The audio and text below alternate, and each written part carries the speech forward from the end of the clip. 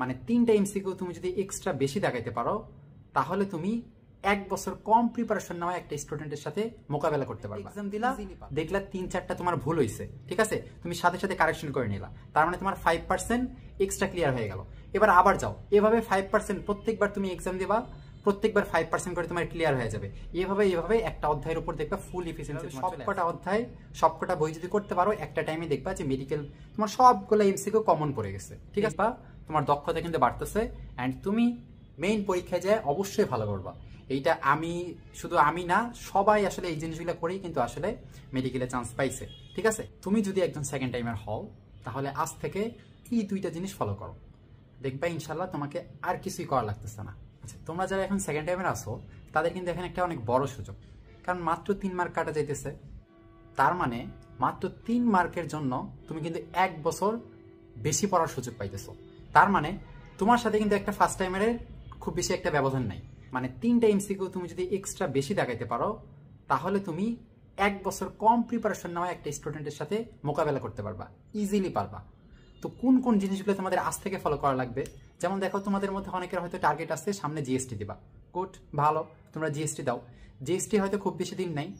এরপরে তোমরা কিভাবে পড়াশোনা করবা এইটা আমি বলি। তোমাদের 2টা জিনিস মাথায় রাখা লাগবে, এটা আমি বলছি। প্রথম কথা, তুমি যেহেতু একজন সেকেন্ড টাইমার, তার মানে কি তোমার হয়তো অল্প কিছু মার্কের জন্য মেডিকেল মিস গেছে, তাহলে তোমার প্রিপারেশনটা অনেকখানি ভালো ছিল। তো তুমি তোমার ওই সাবজেক্টগুলো ওইভাবে রিভিশন দিতে থাকবা। Physics, chemistry, biology, GK, English যেভাবে তুমি পড়ছিলা ওইভাবে সুন্দর করে একটা রিভাইজ দিতে থাকবা, ঠিক আছে। আর রিভাইজ দিতে হবে খুব ফাস্ট, ঠিক আছে। অবশ্যই যেহেতু তোমাদের এখন অনেক সময় আছে, তাহলে তোমরা প্রথমবার একটু সময় নিয়ে রিভাইজগুলো দিবা, ঠিক আছে। প্রথমবার একটু সময় নিয়ে রিভাইজ দাও, অ্যান্ড পরের বার রিভাইসের সংখ্যা বাড়াবা আর স্পিড বাড়াবা। কাজ যে একটা রিভাইজ দেওয়া, বইগুলা আগে যেভাবে পড়ছো দাগানো লাইন ভালো করে ওইভাবে পড়া, কোশ্চেন ব্যাংক, প্র্যাকটিস বুক, এই জিনিসগুলো আগের মতো করে আবার পড়া, সিমিলার আগের মতো পড়বা, ঠিক আছে। সেকেন্ড একটা কাজ, হিউজ পরিমাণ এক্সাম দেওয়া। একটা বিষয় মাথায় রাখো, দেখো তোমার একটা অধ্যায়ের উপরে কখনোই শুধুমাত্র পড়ার মাধ্যমে কিন্তু দক্ষতা অর্জন হবে না। তার মানে যে কোনো একটা অধ্যায় তুমি যতই পড়ো বা রিভাইজ দাও, ওই অধ্যায়টার উপর তোমার 100% এফিসিয়েন্সি আনার জন্য তোমার ওটা এক্সাম দেওয়া লাগবে, ঠিক আছে।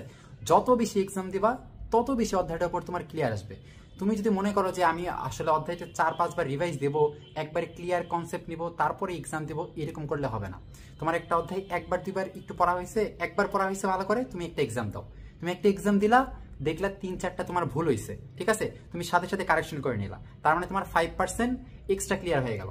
এবার আবার যাও, এভাবে 5% প্রত্যেকবার তুমি এক্সাম দিবা, প্রত্যেকবার 5% করে তোমার ক্লিয়ার হয়ে যাবে।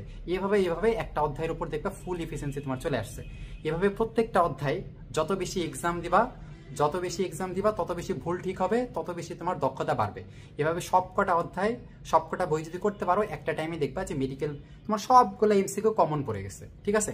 তো এত বেশি হিউজ তোমার প্র্যাকটিস করতে হবে, হিউজ তোমার এক্সাম দিতে হবে, এইটা অনলি একটা উপায়, ঠিক আছে। প্রতিদিন এক্সাম দেবা, তোমরা প্রতিদিন এক্সাম দেবা। তাহলে একটা হলো আমাদের রিভাইজ দিতে হবে রেগুলার, আরেকটা হলো এই রিভাইজ দেওয়া অবস্থায় আমাদের রেগুলার এক্সাম দিতে হবে, এলোমেলো ভাবে এক্সাম দিতে হবে, ঠিক আছে। কারণ তোমার তো এগুলা অপরা নেই, সবকিছুতে পড়াই আছে। তাহলে তুমি এখন রেগুলার এক্সাম দিবা, আর এক্সামে তুমি যে জিনিসগুলো ভুল করবা ওই জিনিসগুলো তুমি সাথে সাথে কারেকশন করে নেবা, বইগুলোতে একটু যাই ভালো করে দেখে নিবা। ওই এমসিকিউগুলো যদি ফার্দার কোনো পরীক্ষায় আসে তুমি যেন আর ভুল না করো। এভাবে যত ভুল করবা, যত এক্সাম দিবা, তুমি দেখবা তোমার দক্ষতা কিন্তু বাড়তেছে, অ্যান্ড তুমি মেইন পরীক্ষায় যায় অবশ্যই ভালো করবা।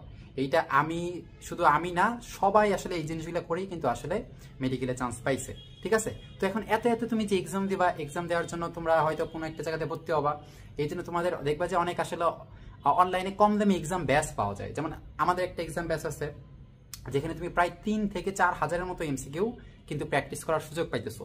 সাথে আমরা এক্সট্রা তোমাদের অনেক শিট দেবো, 24 ঘন্টা গাইডলাইন থাকবে, কখন কোনটা কিভাবে পড়বা, কিভাবে এক্সাম দিবা সবকিছু আমরা ওখানে দেখাই দিব। ডেডিকেটেডলি একটা টেলিগ্রাম গ্রুপ আছে যেখানে হিউজ পরিমাণ ইনফরমেশন কিন্তু আছে। হ্যাঁ, আমাদের সাথে অনেকেই যুক্ত হয়ে গেছে, তুমি চাইলে কিন্তু আমাদের সাথে এই এক্সাম ব্যাচে যুক্ত হইতে পারো। তোমরা যারা সেকেন্ড টাইমার আসো তাদের জন্য কিন্তু মেইনলি আমাদের এই এক্সাম ব্যাচটা অলরেডি 40% ছাড়ে ভর্তি চলতেছে। তোমরা যদি ভর্তি হইতে চাও তোমরা ইনবক্সে এসএমএস করতে পারো। তো এই এক্সাম ব্যাচ যেগুলো আছে, এই এক্সাম ব্যাচগুলো কিন্তু তোমরা কাজে লাগাইতে পারো, হিউজ পরিমাণ কোশ্চেন এখান থেকে তোমরা কালেক্ট করতে পারো। এইটা কিন্তু তোমার একটা উপকারে আসবে, কারণ এই জায়গাগুলোতে যে কোশ্চেন আমরা সেট করছি এগুলো কিন্তু বেশ কয়েকটা বই থেকে হিউজ পরিমাণ কোশ্চেন আমরা কিন্তু এই জায়গাগুলোতে দিছি।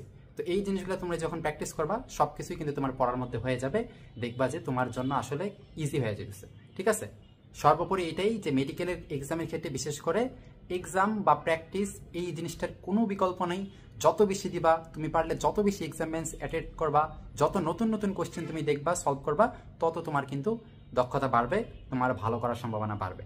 তাহলে তোমরা আজ থেকেই বা জিএসটির পর থেকে তোমরা রিভাইজগুলো রেগুলার দিবা আর প্রতিদিন পড়া দিবা। তুমি আজকে হয়তো বায়োলজি পড়তেছো, হ্যাঁ, তোমার সামনে একটা কেমিস্ট্রি কোশ্চেন আসলো, তুমি বলে না এটা আমি যেদিন কেমিস্ট্রি পড়বো সেই দিন দেবো, দরকার নেই। তোমার এখন একটা কোশ্চেন দেখলা, তুমি সবগুলা কোশ্চেন দেখে ফেললা বা এক্সাম দিয়ে ফেললা, তোমার তো আগে একবার পড়া আছে।